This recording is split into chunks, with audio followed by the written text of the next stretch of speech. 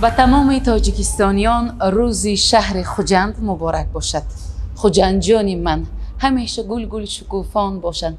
عروسی نازنینی تمام شهرهای دنیا هست، زیبا هست، روز از روز به پیش رفته ایستاده است. همیشه گل گل شکوفان باشد و آبادی شهر را، آبادی وطن را دیدن، با حصه خود را به آبادی وطن گذاشتن و همه ما و شما نصیب کند. روز شهر مبارک باشد.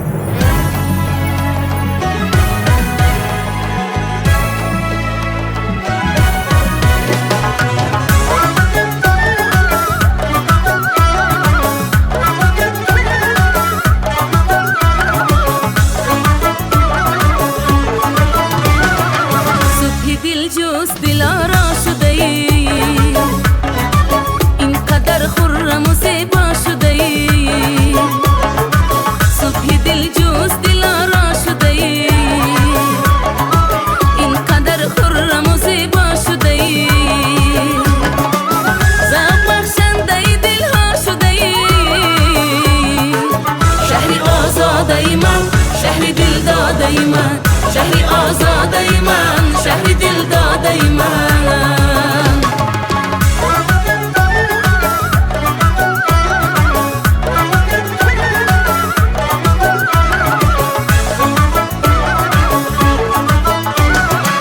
هر طرف دامنی تو گل ریز است، از نسیمی سحری گل بیز است، خنده لالی تو شهدامی